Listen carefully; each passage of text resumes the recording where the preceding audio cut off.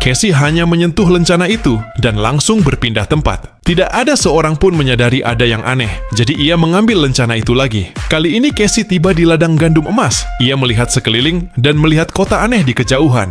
Casey mencoba mendekat untuk memeriksanya. Detik berikutnya ia menabrak dinding di dunia nyata. Seorang pria mencoba membantu mengambilkan lencananya, tetapi Casey segera menghentikannya untuk menghindari kejadian seperti yang dialaminya. Casey membungkus lencana itu dengan kertas permen karet. Dalam perjalanan pulang, Casey meminta ayahnya menyentuh lencana itu, tetapi tidak terjadi apa-apa. Casey sadar bahwa hanya dirinya yang bisa memicu sihir lencana itu.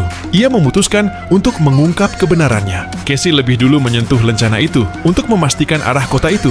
Lalu ia naik sepeda menuju ke sana. Tak lama Casey sampai di ladang yang sangat luas. Ia menyentuh lencana lagi. Kali ini ia tiba di kota itu. Casey sadar bahwa ini adalah dunia dengan teknologi yang sudah sangat maju. Ada kereta melayang dan mobil terbang. Roketnya pun bisa kembali sendiri. Melihat dunia yang seperti mimpi ini, Casey sangat bersemangat. Saat itu juga, daya lencana mulai habis. Casey tidak peduli.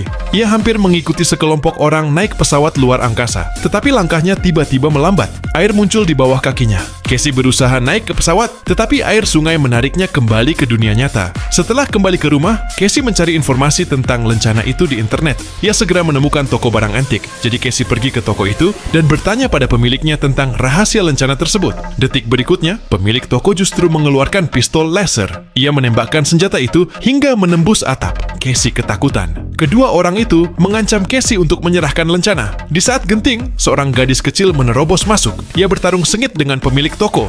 Akhirnya, gadis itu membalikkan badan dan mematahkan kepala wanita itu.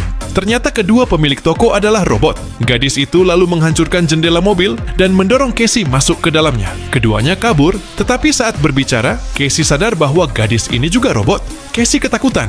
Ia menginjak rem dan mobil pun lepas kendali. Ia segera berlari kabur. Gadis robot itu berusaha menjelaskan, tetapi malah tertabrak mobil. Pengemudinya panik dan memeriksa. Casey pun memanfaatkan kesempatan itu untuk mencuri mobil pickup pria itu.